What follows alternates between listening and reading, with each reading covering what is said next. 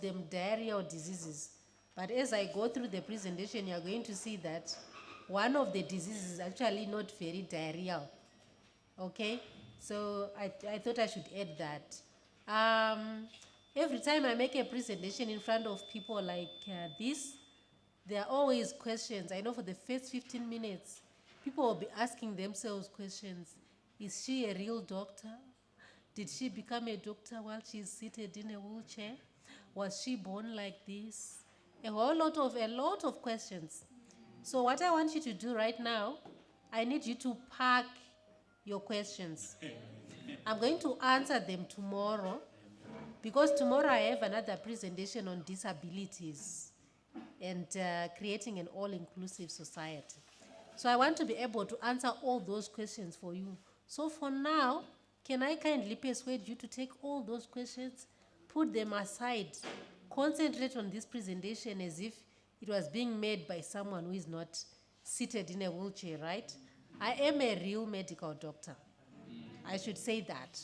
So this presentation is being made by a Chiremba Wevan, fully qualified. The credentials are actually shown. I did put them deliberately so that you can see that I'm a fully qualified doctor with a master's in public health. I'm a public health physician, but the rest of the questions I'm going to answer them tomorrow.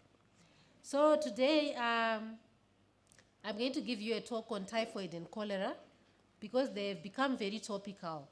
I am not going to be able to raise my voice above this because I am recovering from a flu, as you can hear. I was actually saying to my madambo the other day, I don't think I'll be able to make a presentation. And she was very worried. But I'm very happy that I'm here today and I'm going to give a talk on typhoid and cholera. I'm going to start by giving you a talk on typhoid. These conditions have killed a lot of our relatives in a lot of ways in the past few years.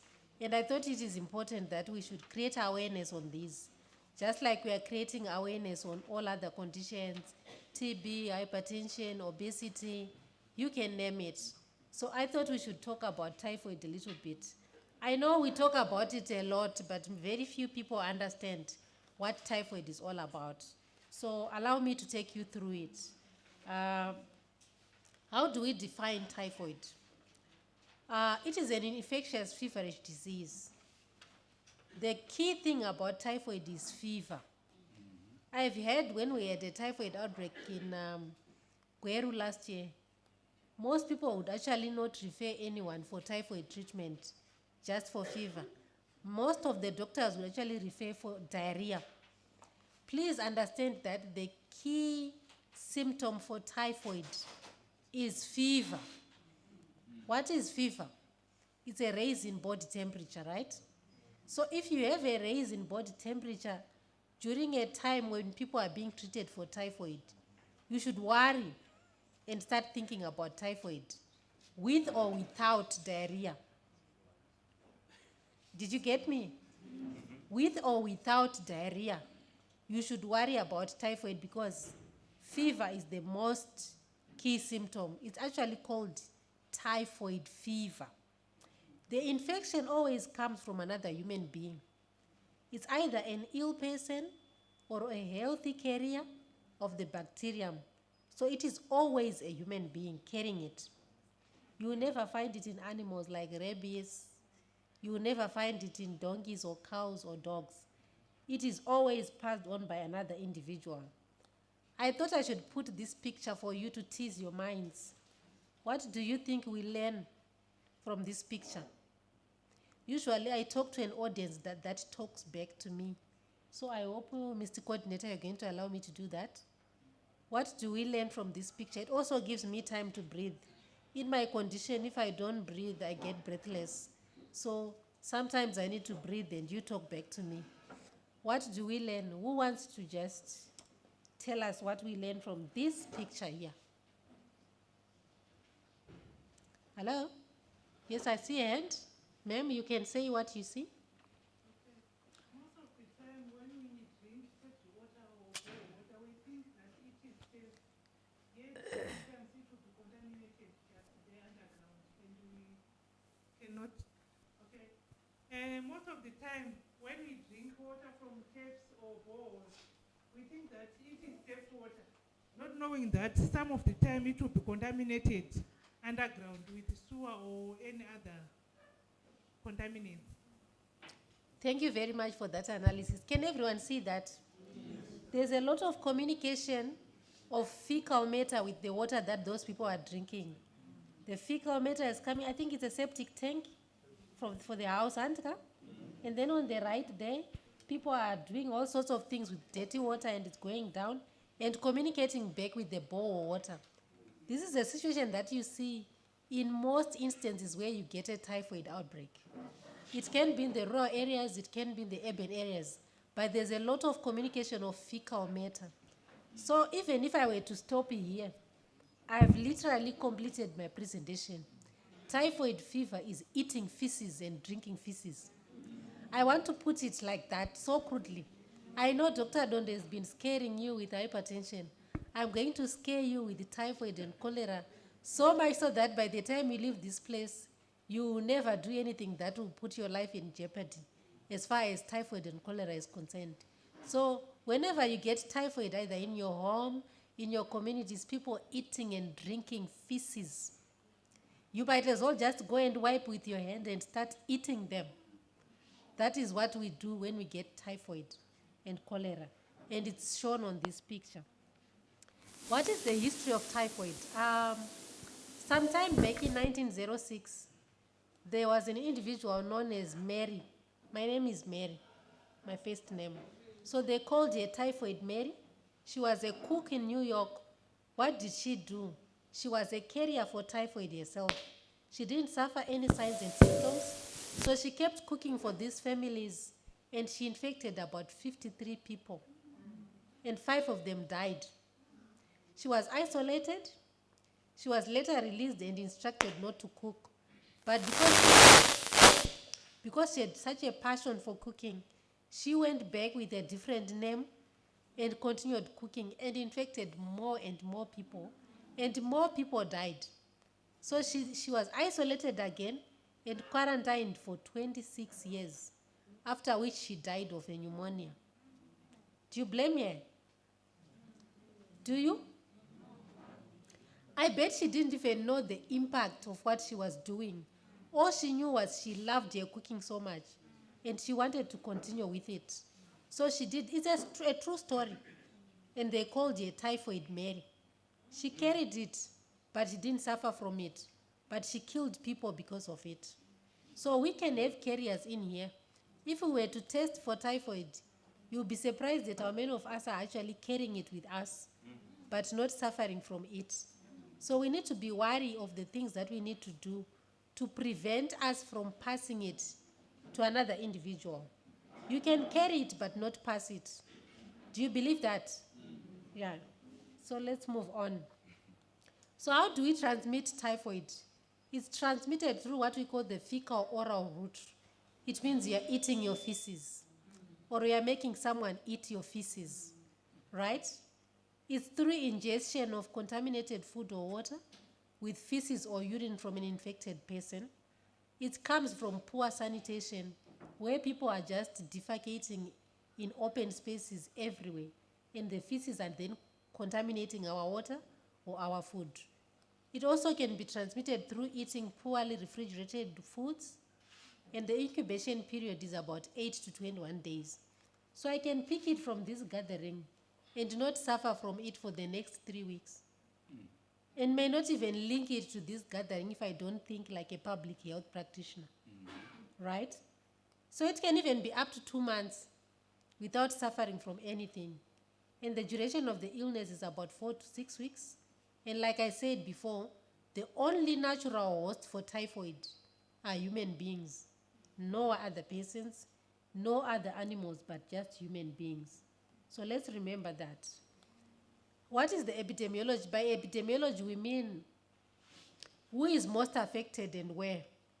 Usually it's common in the young age patients. The most common affected range is 8 to 19 years, and more commonly seen in males than females. But females are more likely to be carriers. And you can understand the danger. they prepare our food, right? So even if they are the most likely carriers, they are the ones who are more likely to transmit, even if men are the most affected. And it's a disease of poverty. You rarely get it in developing countries. Why? We are the ones who are more likely to drink our own feces. I'll continue saying it because it's disgusting. And I want you to be disgusted. That is the only way we can prevent it. Usually it coincides with the rainy season and a substantial increase in the fly population. We are sharing our feces with the flies and they come and infect our food. There are social factors associated with typhoid, like pollution of drinking water supplies, open air defecation and urination, low standards of food and personal hygiene, and health ignorance, which is what we are trying to address in this seminar by giving this talk, right? So what are the symptoms? Like I said, sometimes you can have nothing. I can be a carrier of typhoid and have no symptoms of it at all, and move around as normally as I can, prepare food, share it with my friends, and nothing else. But the symptoms range from anything. They are quite non-specific. You go to a doctor with a poor appetite, with a headache, general body pains, fever, you are lethargic. Sometimes you can have diarrhea, but it's really at the far end of the list of symptoms. You can have a sustained fever as high as 39 to 40 degrees, chest congestion, abdominal pain, constipation, mild vomiting, a slow heartbeat, rash on the chest. So from these symptoms, you see, it can be anything. And people may not even think of typhoid. You can be treated of malaria, pneumonias. I think the doctors and nurses are here. The list of differential diagnoses that you can come up with from this list of symptoms is endless. And typhoid might be just at the far end. So it means for us to be able to pick typhoid, we need to have a very high degree or index of suspicion for it. We can live with it and treat the patient for TB, for malaria, for anything and leave it until he or she has infected a whole lot of other people and people start dying. That's when we start worrying. So I need you to know that the symptoms for typhoid are quite non-specific, but the most key and worrisome symptom is fever. So whenever an individual has got fever, typhoid has to make a list at the top 5. Typhoid, malaria, and everything else, but typhoid should be suspected. That is the only way we can pick it. It's a very, very deadly disease. Well, I hope the pictures can show you something, but I just wanted to show you that it's got non-specific symptoms. It can range from anything, and diarrhea is not key in typhoid. Diarrhea is not key. Underline the word not. Because I've seen people sitting with patients at home and only bring them when they are very ill. And you'll be saying, why were you not bringing it? No, but got typhoid. Because anga asiri kuchaya. Right? It doesn't mean that it's not typhoid because the person is not passing diarrhea too. Fever is the most key symptom. It has got a time frame of progression. During the early times, it occurs gradually over a few weeks after exposure to the bacteria. Sometimes children are suddenly affected and become sick. The condition may last for weeks or even a month or longer without treatment. And the first stage of typhoid fever is characterized by high fever, fatigue, weakness, headache, sore throat, all those that I've listed already. And adults are most likely to experience constipation. Do you get the contrast? When someone gets constipation, the thinking is that it can't be typhoid because typhoid angada ishtochai. Right. So constipation is even more common in typhoid fever than diarrhea, and you need to be aware of that. Then the second stage is characterized by weight loss, high fever, severe diarrhea, and severe constipation, and the abdominal region may even be slightly distended or severely distended. Then we have got what we call a typhoid state. This is what usually kills the patient. It occurs when typhoid fever continues untreated for more than 2 to 3 weeks. The affected individual may be delirious. Akuita kunga anopenga, anditi. They start speaking incoherently. You ask them a question, they answer at a tangent. You ask me what is my name, and I'm like, bhazi rekwa mutareri ranga richimhanya riya. Do you get the incoherence? I am speaking like in a delirious state, unable to stand and move, and it's got fatal complications. All those renal failures or acute injuries to the kidneys that Dr. Dondo was talking about, you can get that in a person with typhoid fever. You need to be scared of it, right? How do we diagnose it? For I know we've got health professionals in here, so I thought I should put this. For all of you that are not health professionals, you just need to appreciate it. Don't worry about it. We are the ones who worry about it. But I just thought you should appreciate it. Usually the diagnosis of typhoid fever is made through blood or bone marrow or stool cultures. We collect your stool or your blood, we test it. We do a lot of tests. Those are the ones that are listed there. I will not explain each and every one of them in detail, because what I want you is to understand how to prevent it. So that is where I'm heading, because prevention is better than cure. When I talk to Dr. Dondo, I always laugh, because I'm a public health practitioner, and I always say, I think I fight a better cause than his cause. Because Ivo, as a physician, a general practitioner, he's like sitting at the downstream of the river. He's waiting for all of you to fall into the river. And then when you have fallen into the river, he's trying to take you out. But sometimes he may not take all of you out. Imagine it's cyclone Idai, and Dr. Dondo is at the far end of the river, waiting for you to fall into the cyclone and trying to rescue you. But I, as a public health physician, I'm upstream. I'm telling you how to prevent it. I don't even want you to fall into the river. That's why I'm sitting right here. I don't even want you to fall into the river, because when you do fall into the river, Dr. Dondo may fail to rescue you.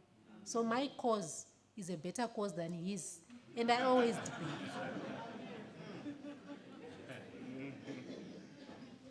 So let's talk about prevention. On that note, how do we prevent typhoid fever? How do we make sure that you don't fall into the river and Dr. Dondo fails to rescue you? There are many strategies that are used to prevent typhoid fever.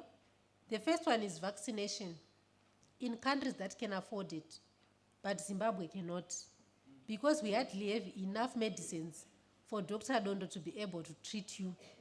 We cannot even begin to think of buying vaccines. But I just thought you should be aware that vaccines are available. There are 2 types of vaccines. One is called a killed vaccine. It's injectable. The other one is taken by the oral route. It's a live vaccine, but it's weakened. The purpose of the vaccines are meant to make sure that they jumpstart your immune system to produce what we call antibodies that will then fight the typhoid, suppose it comes to you. So this is usually given in high-risk groups. I think you are all aware that we had a very difficult typhoid outbreak in Harare, and they ended up having to give a vaccine, right? In Budiriro, Glenview, the most affected areas. But they only targeted a few. I think it was just about 300,000 people. And we are a population of how many? 13 million. And is typhoid confined to Harare? It's not, auntie, because we are a moving population. We would have loved for the whole of 13 million of us to have received the vaccine, but we can't afford it. So it means this is not the way to go. Andika, this is not the way to go. So as a public health practitioner, I am selling you the next prevention strategies, right? Avoid contaminated food and water. How do we contaminate our food? Through the 5 Fs. If you don't remember anything else after this talk, I want you to remember the 5 Fs. We contaminate our food through feces, through fluids, through foods that are not washed or cleaned, through our contaminated fingers, through flies. The 5 Fs of contaminating. So let's avoid contaminated foods and water. Let's improve our general hygiene, avoid open defecation. And we have people from the rural areas in here. We do have them. Let's avoid open defecation. Mungakurirwa nekatsi here. Do you know what a cat does? What does it do? If it passes its feces, it buries it. Even if it means burying it in your mealy meal, it will bury it. Even if it means burying it in your grain, it will bury it. Because it knows chachina kunaka kuti chingoonekwa. Yes, so let's be like that. Let's avoid open defecation. I know you may not have access to toilets in the rural areas, but just carry a small hole, dig it up, and put it under so that it doesn't affect the next individual. Drink safe water. You can boil it. You can chlorinate it. You can use aqua tablets if you have access to them. Above all, you can store your water in closed containers so that it's not open to what? To contamination. These are things that are easy to do, and anyone can do it. You can wash your fruits and vegetables before consumption. Wash your hands thoroughly before handling food. I want to leave you with one key message for typhoid. My key message is boil it, cook it, wash it, or don't touch it. And it's kana musingadi to boil it, to cook it, or to wash it, then don't touch it. Die of hunger if it means you have to die of hunger. But don't die of typhoid in an area where you can prevent it, because it's highly preventable and it's highly curable. So boil it, cook it, wash it, or don't touch it. Right. I won't bother you about the treatment. That's for Dr. Dondo. Because by the time you need treatment, you're already suffering from it. As far as I'm concerned, you're a lost cause. You've fallen into the river where I've been trying to prevent you from. So if you have fallen into the river, I turn aside and say, I'm not sure Dr. Dondo. So he will treat you. The antibiotics will depend on sensitivity tests. Remember, we said we collect your stool, we collect your blood. We also test to say, this typhoid is responding to this drug. So they'll give you typhoid treatment. I won't bother you with the names. They are big names like azithromycin, ciprofloxacin, ampicillin, chloramphenicol. The list is endless, and it's all tongue-twisting. So that's for Dr. Dondo. But remember, prompt treatment of the disease with antibiotic reduces the case fatality rate to approximately 1%. Without treatment, you can have 50% of all cases dying. That's a lost cause. They've already fallen into the river. And remember what I said, once you fall into the river, there's no guarantee that we can rescue all of you. And 50% is a big, big percentage.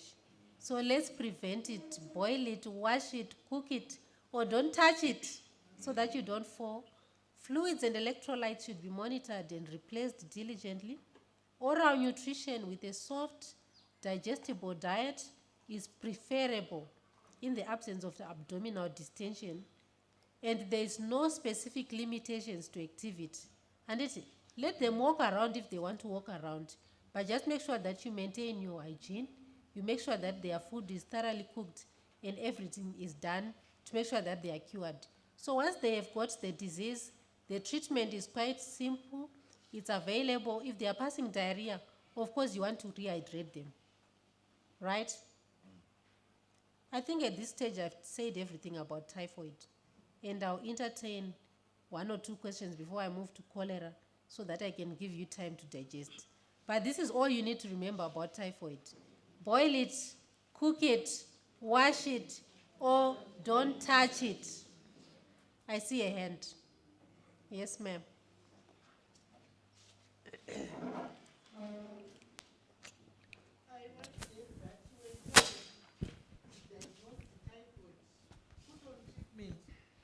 And then later on, you hear that the Salmonella typhi hypertension, the gallbladder, is that true? Thank you very much for the question.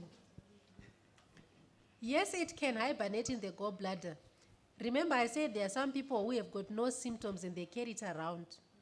And one of the places where they carry it around is actually in the gallbladder. Remember, the gallbladder secretes its fluids into the intestines, and part of the fluids are important for digestion. That's how then their feces get contaminated. They go and defecate, they are a normal individual, and then we contaminate ourselves with their feces and we start eating them, right? That's how we get the typhoid. So it is true that it can hibernate and stay there in some typhoid carriers. Last question, I see a hand. Thank you, Doctor.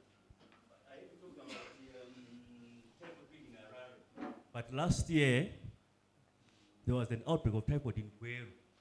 Can you please give us the statistics? How many people died and how many were affected? Okay, thank you very much. You want the statistics. I was in Gweru last year before I moved to Kwekwe, and we did have a typhoid outbreak. I'm trying to put my computer to remember. By the time I left Gweru, I think we had reached over 900,000 suspected cases of typhoid. I'm calling them suspected cases because we could not test all 900. I think out of the 900,000, the confirmed were around 50 cases that we had tested, whom we had found the sensitivity tests, and we were treating with a specific medicine called azithromycin. So there were over 900,000 cases. Some were even not from Gweru, because they were linked to Gweru. You know, when we are doing epidemiology, we link. You find a case in Chiredzi, they do their history taking and they find, this is someone who was actually in Gweru at some point. So there were a lot of cases. These are the ones that we managed to count and list, but there were a lot of all others that were not counted and listed. So it was a massive outbreak for Gweru. But unfortunately, the country couldn't afford to give us a vaccine for Gweru. We only gave a vaccine for what? Yeah. So that's why I said my methods of prevention are better, because once it happens, we are not able to rescue everyone. Allow me to move to cholera. Then when we have more questions, we can then discuss them at the end. I want you to appreciate the difference between typhoid and cholera. If you thought typhoid was scary from the way I presented it, please be warned, cholera is even worse. It is even worse because it can kill within hours. At least typhoid, we said you can go for 4 to 6 weeks with the condition. By the time you get to the delirious state, maybe Dr. Dondo would have rescued you. But for cholera, there's hardly time to do that. And you're going to appreciate why. Right? What is cholera? It is an acute watery diarrheal disease caused by a bacterial infection called Vibrio cholerae. That's where it gets its name, cholera. Vibrio cholerae. And because it causes diarrhea, it's an emergency. You have got no time to waste. It occurs sporadically wherever water supply, sanitation, food safety, and hygiene are inadequate. So the causes are pretty much the same as those of what? Typhoid. But it is a more serious and a more deadly condition than typhoid, because diarrhea is always the symptom. Did you hear me? For cholera, diarrhea is always the symptom. And it is always the reason why people are going to die. Diarrhea yacho haizi yokuti unoti ndichambotora chekuti vamboitira tsvina. Do you understand, Shona? Yeah. It is the kind of diarrhea where you don't even have time to put a container, for example. It just pours. Do you know the way you pass urine? It comes continuous, right? That is the way you pass diarrhea in cholera. It just pours out like a tap. How many of you have seen that? 1 or 2, probably health workers. And it's probably health workers. It just pours out. So this one is just showing us the bacteria. That's how it looks like under the microscope. It was first recognized in 1884 during the 5th pandemic and named as Vibrio cholerae.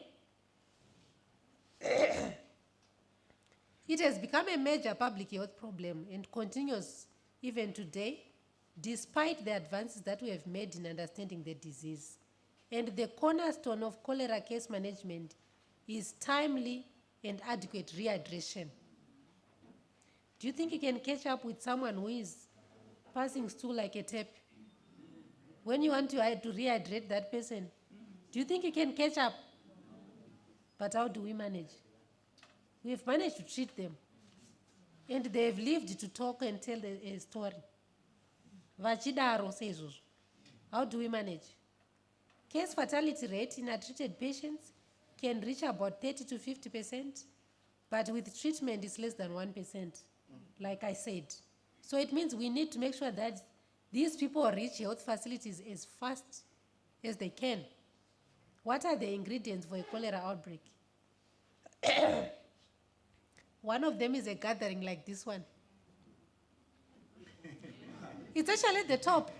External conditions like religious and cultural gatherings like this one. I would want to believe that the organizers of this meeting have made sure that hygienic conditions are up to scratch. We don't want to leave this place and hear that in the next, the incubation period for cholera is about 3 days, 3 to 5 days. We don't want to leave this place and hear that in the next 3 to 5 days, we have had some people succumbing in Intinotovanda because ndinenge ndichitonyara. Do you understand? As a public health practitioner, I cannot afford to be in a gathering where people contract cholera. Dr. Don't. Ndonyarira pai.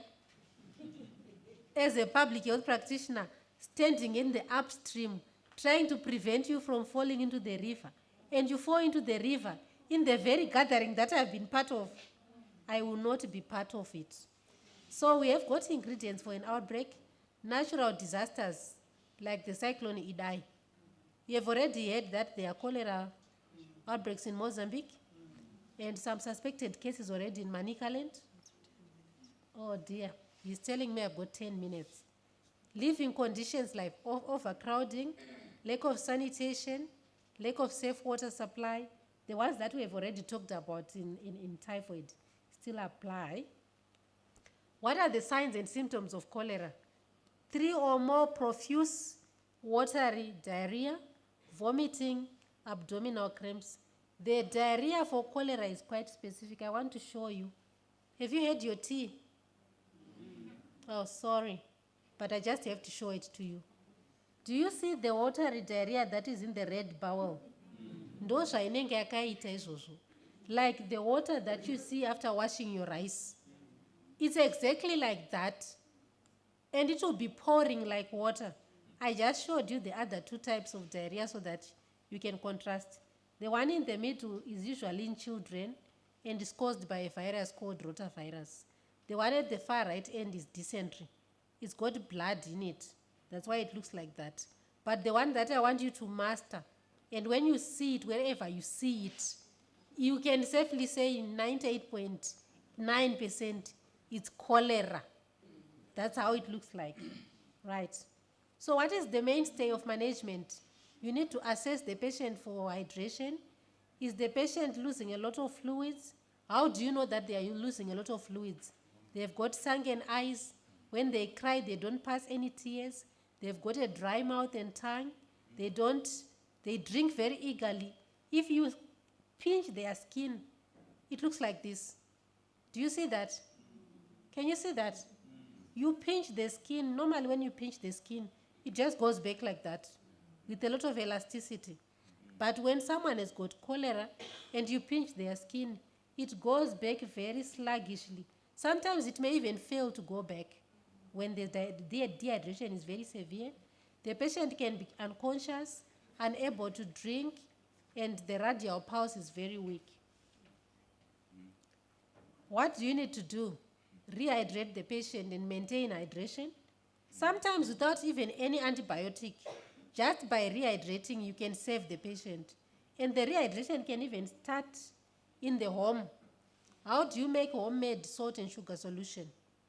You just need your 6 teaspoons of sugar, your half teaspoon of salt, and your 1 liter of boiled water, and your home and dry.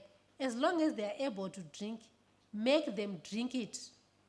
Make them drink it as long as they are able to drink. Because that's basically what we would do when they come to the facility.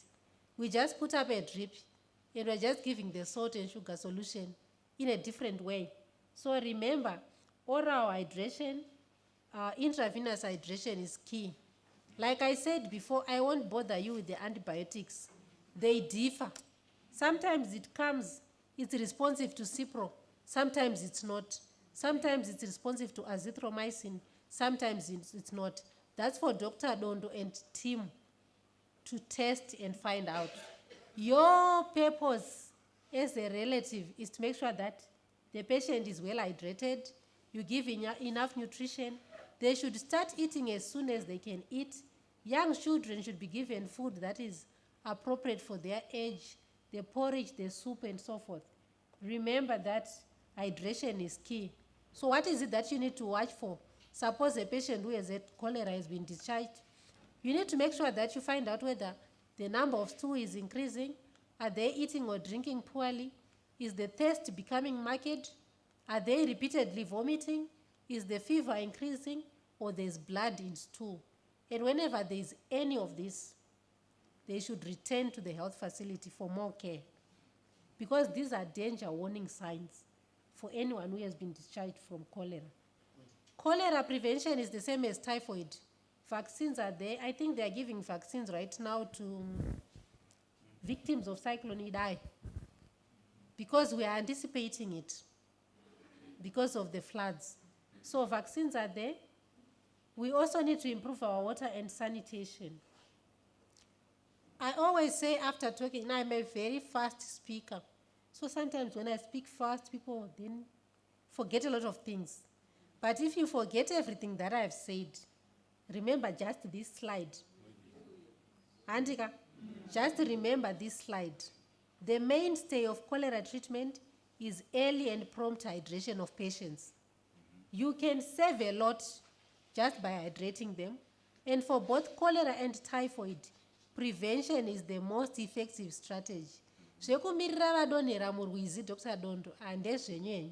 Inini I want to save them before they fall into the river. Cholera and typhoid are both highly treatable and preventable. And after everything has been said and done, boil it, cook it, wash it, or don't touch it. Thank you very much for your time.